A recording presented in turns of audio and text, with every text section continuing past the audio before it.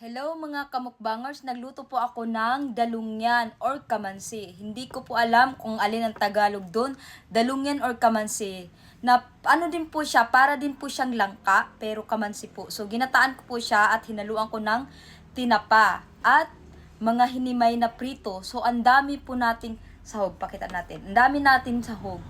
So para lang siyang malabnaw yung sabaw, pero dalawang nyug po yung ginamit ko dyan for tatlong dalungyan.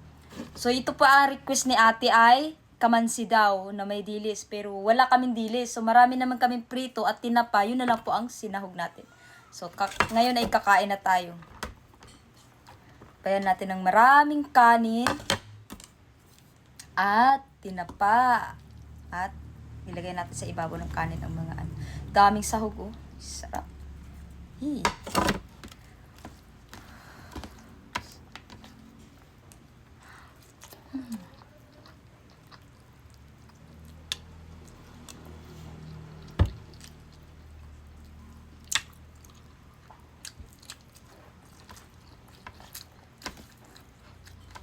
Sarap.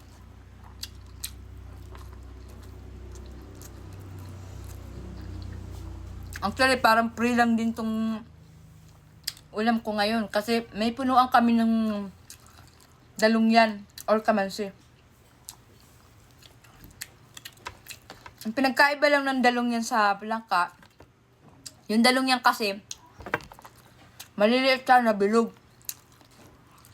Samantalang yung langka, pahaba.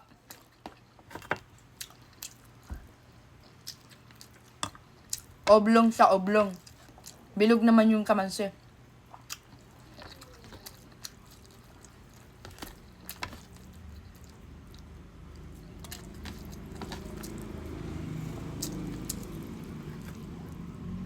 Daming tinik.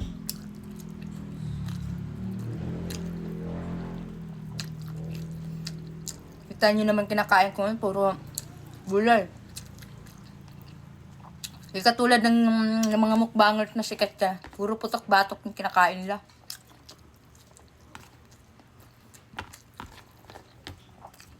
Kahit alam ng high blood, sige, kain pa rin ng putok-batok. Hanggang sa matuyok. Kahit malakas ako kumain. Ganun pa rin katawan ko. Payatot pa rin.